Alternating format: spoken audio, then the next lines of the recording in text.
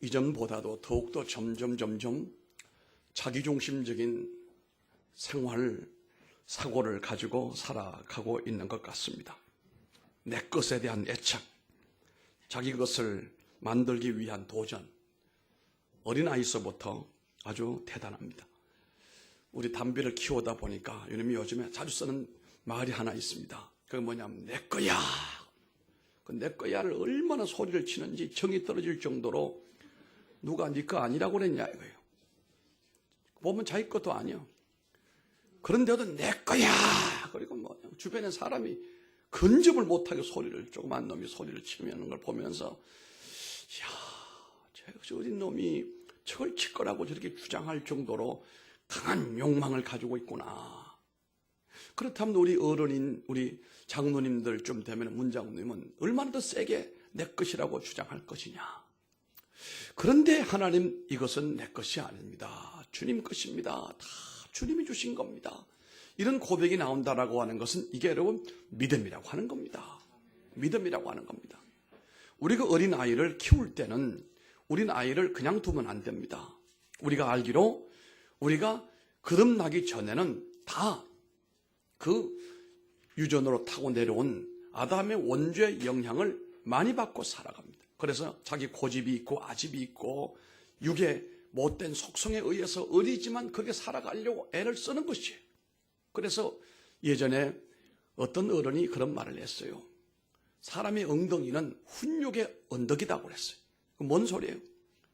요즘은 그렇게도 안 하죠?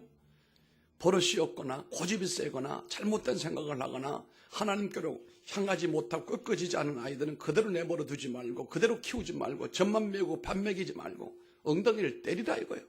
훈육을 해가지고 그래도 바른 길로 가게 만들어 놔라. 나중에 그 바른 길로 가지 않고 음한 길로 가면 그 책임을 누가 지느냐? 교회가 져야 되고 사회가 져야 된다. 훈육의 언덕을 잘 활용해라 라고 말합니다. 어찌하든지 우리 어린아이서부터, 어린아이가 천사가 아닙니다, 여러분.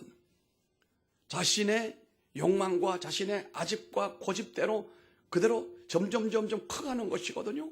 그래서 어린아이부터 우리가 신명기 6장에 나오는 쉐마 교육을 시켜야 된다. 부모가 자꾸 얘기를 해야 된다. 성경 얘기를 앉았을 때도 일어섰을 때도 누웠을 때도 자꾸 얘기를 해가지고 아이가 성경 말씀으로 향하게끔 그 방향이 하나님께로 향하도록, 하나님 말씀이 방향이 주는 게 뭡니까? 하나님께로 주님께로 가게 하잖아요. 그렇게 자꾸 가게끔 만들다 보면 거기가 축복의 장소고 하나님 앞에 영광 돌리는 장소가 되는 것이거든요. 잔소리를 해도 세상 잔소리 하지 말고 믿음의 잔소리를 해야 됩니다. 기도만 해라. 신앙생활 열심히 해라. 교회 가거든 어른들 잘 공손하게 섬기고 가르침을 받아라. 장로님들이 치리하거든. 치리가 뭡니까? 어떤 데는 혼도 내고 때로는 재판도 합니다. 교회 안에서 치리권을 가진 당회원들이. 그럴 때 잘 순복을 하고 따르라. 그러니까 목사님 잘 순종하고 잔소리 같지만 어릴 때 자꾸 그렇게 교육을 한 사람은 나중에 어른이 돼서 뭔가 달라도 다르다 이 말.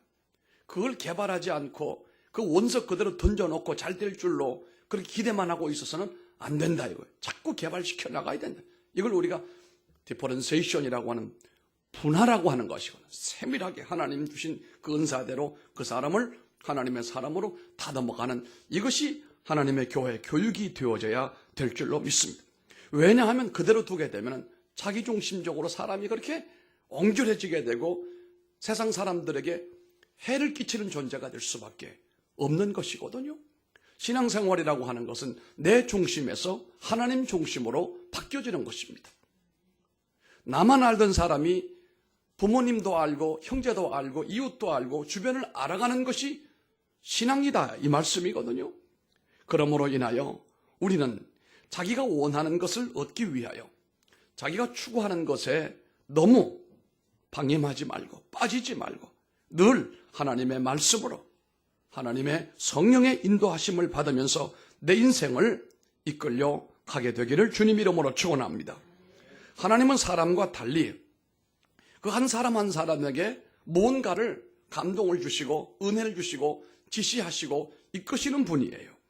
그분이 그 어떤 사람에게 어떤 일을 원하시기로 마음을 먹었다고 한다면 반드시 그 원하시는 일이 그에게서 이루어지기를 원하시는 분이에요.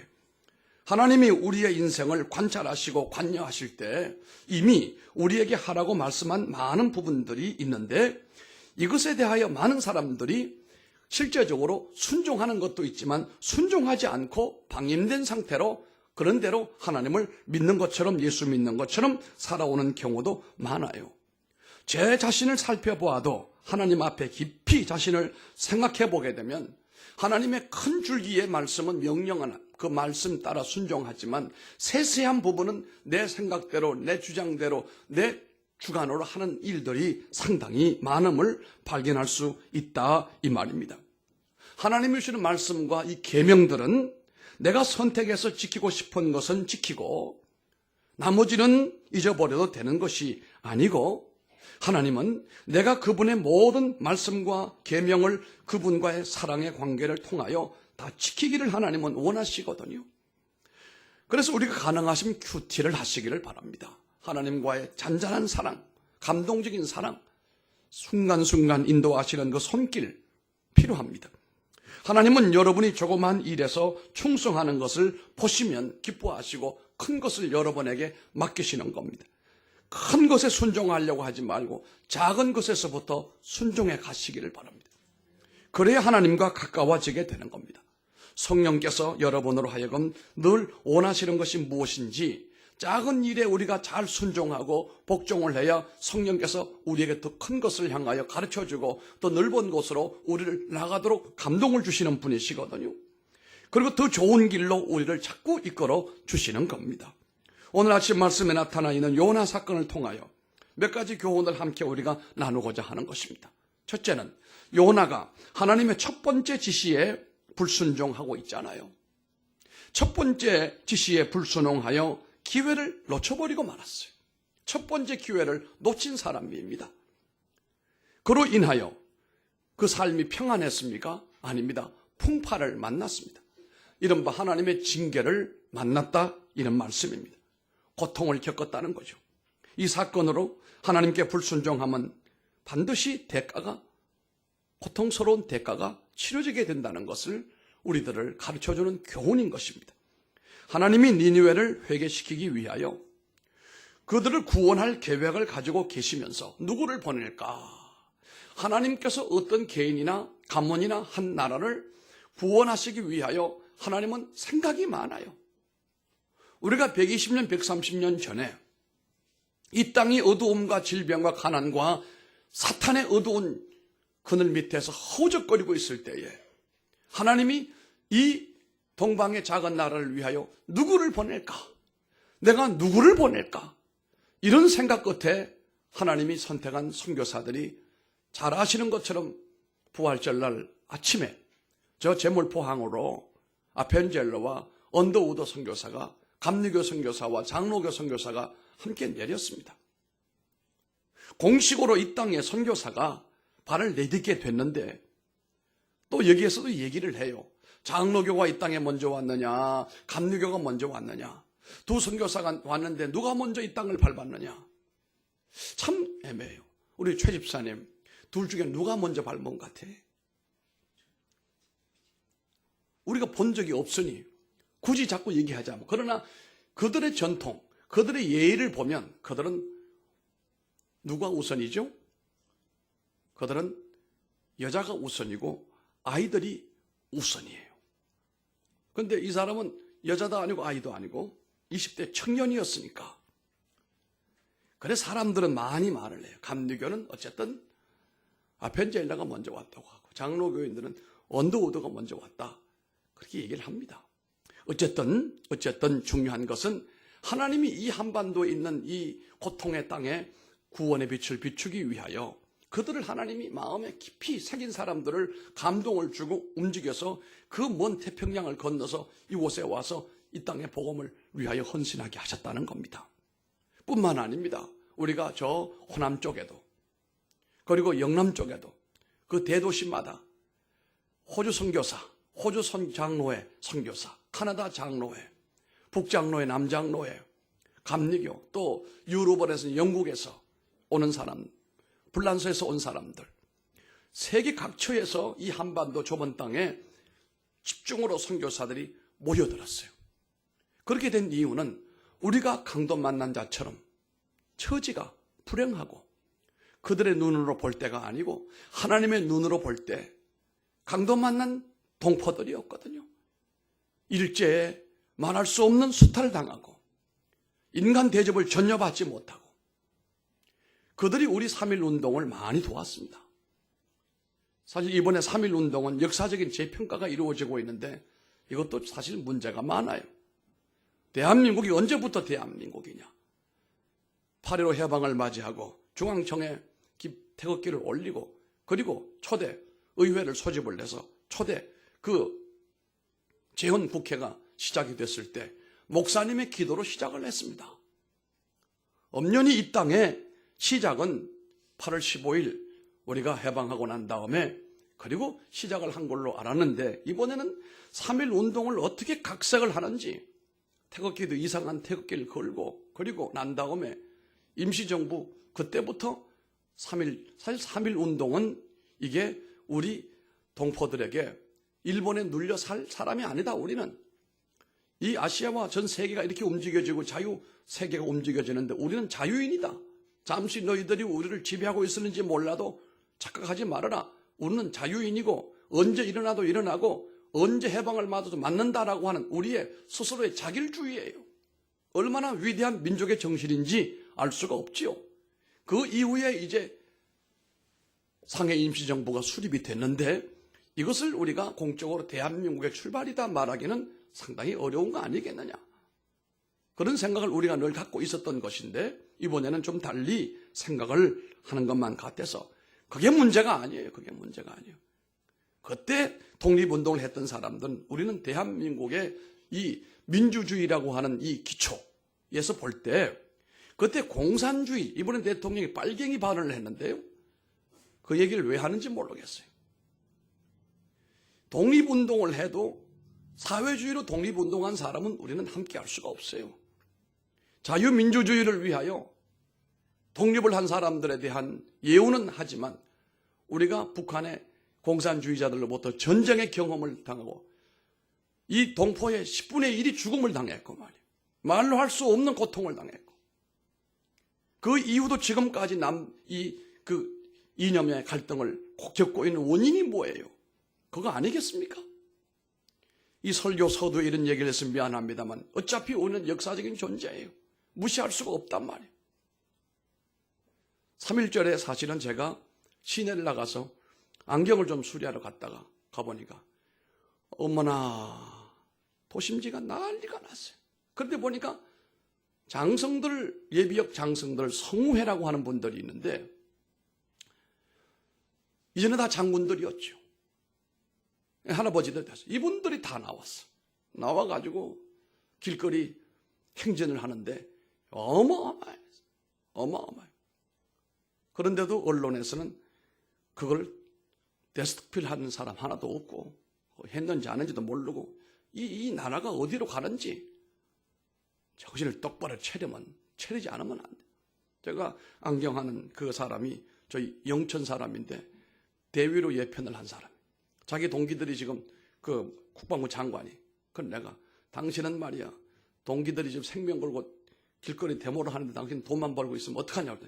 아이고 목사님 오늘 목사님 같은 소리 내가 10사람한테 들었다는 거야. 친구들이 와가지고 지금 나라가 지금 어떻게 돼가는데 당신은 돈만 벌고 앉아있냐 말이야. 이 뒤숭숭하기 그지없는 가운데 오늘 우리가 하나님 앞에 예배를 드리고 있는데 이 우리가 하나님의 교회라고 하는 것은 공산주의하고는 같이 갈 수가 없어요. 사회주의 속에는 교회가 설 수가 없다는 사실이에요. 베트남이 사회주의로 월남을 이기고 난 다음에 미국이 물러가고 난 다음에 완전히 공산화로 사회주의로 물들었잖아요. 우리가 볼 때는 오늘날 베트남이 좋아지지 않았냐고 하지만 아닙니다. 베트남이 이렇게 되기까지 월남이 월명에게 점령되고 난 다음에 얼마나 많은 사람이 죽은지 알아요? 100만 명이 죽음을 당했어요. 100만 명이. 그들이 누군지 알아요? 지식층에 있는 사람들이고 예수 믿는 사람들, 종교인들. 그러니 이 사람들이 살기 위해서 보트 하나 빌려가지고 살아남으려고 태평양으로 동남아로, 그게 보트 피플 아니겠습니까? 여러분 쉽게 생각하면 안 됩니다. 지금 아주 어려운 때입니다. 정신 차려야 됩니다. 그래서 우리가 추구하는 건 하나님의 나라예요. 하나님의 나라가 임하는 환경은, 사회주의 바닥에는 하나님의 나라가 임할 수가 없어요. 여러분 북한의 3대 세습주의자들이 저게 지금 어찌 보면은 종교입니다. 종교예요, 종교. 더 무서운 종교예요, 저거. 교주들입니다, 저거. 정신을 차리지 않으면은 이 남한은 땀 흘려, 피 흘려 쌓아놓은 이 모든 이 상아탑이 한순간에 넘어지고 아무런 의미 없는 베트남 같은 제3류 국가로 전락할 가능성이 크단 말이에요. 오늘 지방색이나 이거 아니에요. 하나님의 교회가, 믿음의 사람들이 살 수 있는 환경을 얘기하는 거예요. 환경을 얘기하는 거예요. 이제 오늘 우리는 이 요나를 생각해 볼 때 불순종함으로 인하여 첫 번째 기회를 놓치고 말았고 그 일로 인하여 엄청난 고통을 겪게 되는 것을 보게 됩니다.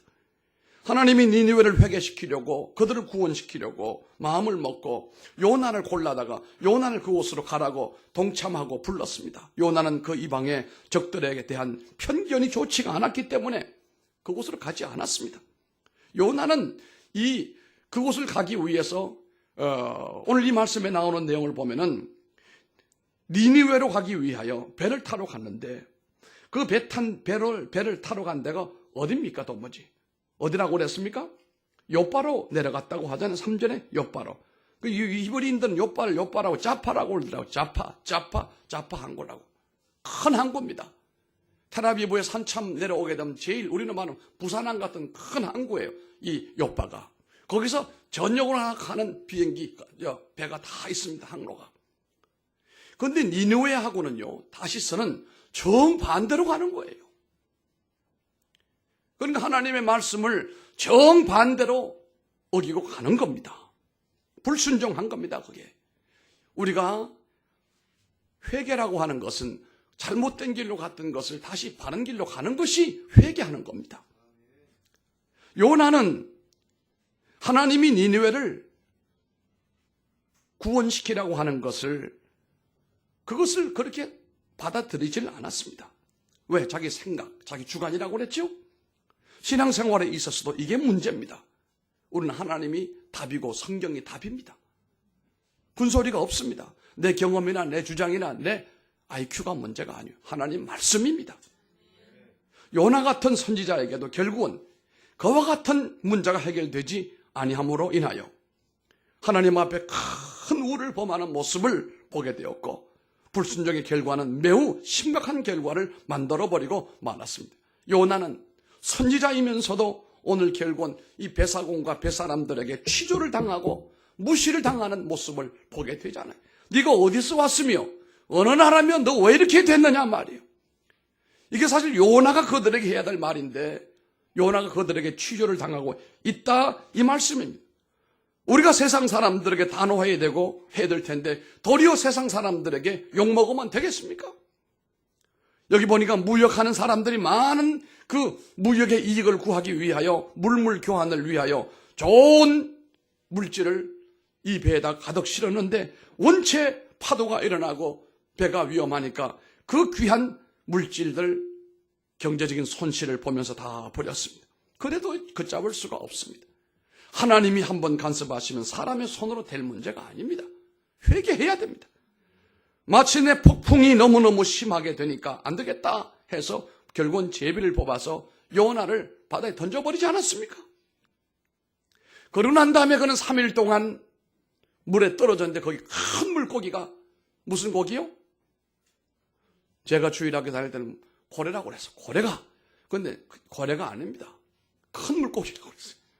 큰 물고기가 와가지고 그를 삼키고 뱃속에서 3일 동안을 징역살이를 한 거예요.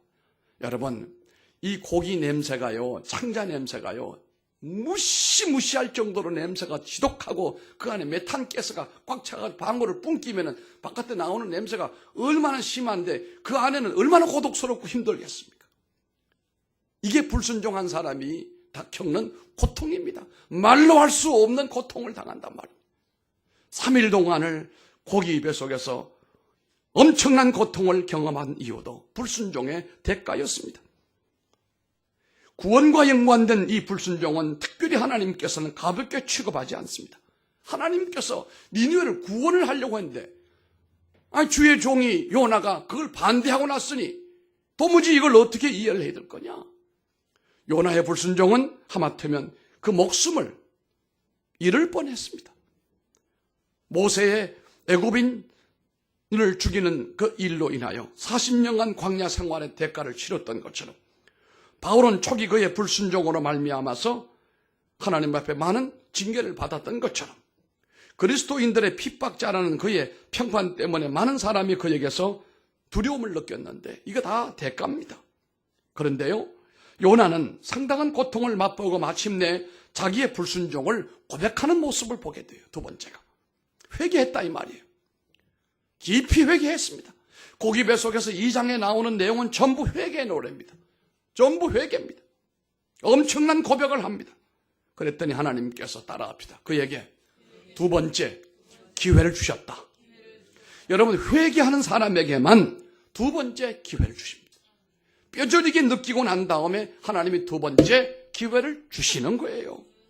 다 두 번째 기회를 주시는 건 아닙니다. 누구에게요? 회개하는 사람에게. 분명한 것은 모두에게가 아니라는 사실이에요. 첫 번째 불순종을 애통하고 괴로워하고 회개할 때에 하나님의 기회를 잃어버린 것에 대하여 철저히 자기 반성을 했을 때에 두 번째 기회가 저쪽에서 내게도 온다는 겁니다. 혹시 오늘 두 번째 기회를 기다리고 있는 분이 계시다면 요나와 같은 뉘우침의 시간을 갖기를 바랍니다. 그 뉘우침의 깊이에 비례하여 두 번째 찬스가 저기에서 여러분들에게 오게 될 줄 믿습니다. 그렇지 않고 계속 불순종으로 나가다 보면 하나님이 결국은 생명을 거둬버립니다.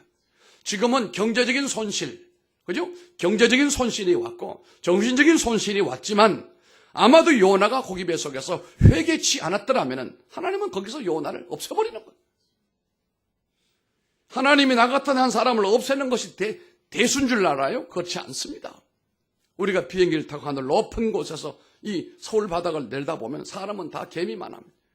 거기 한 사람이 있는지 김씨고 이씨고 박씨고 뭔 소용이 있어요. 하나님께서 한번 마음을 먹으시면 우리 한 사람 없어지는 것은 아무것도 아닙니다. 그런데 하나님은 회개하는 사람에게는 절대로 하나님이 그 생명을 거둬가지 않고 그 사람을 새로운 기회의 사람으로 만들어 주신다는 거예요. 그러므로 하나님 앞에 불순종하고 회개하지 않는 사람은 참 미련한 놈이다. 주님 앞에 두 손 들고 천부여 의지 없어 손 들고 갑니다. 내 고집 내 주장대로 살다가 내가 엎어지고 자빠지고 고통당하고 손실을 많이 보고 있습니다. 하나님 나를 용서해 주시고 나를 받아주시길 원합니다 라고 부르짖을 때에 하나님은 저기에서 두 번째 기회가 찬스가 내게로 다가오게 만들어 주시는 거예요. 이게 요나의 본문의 사건이다 이 말씀입니다.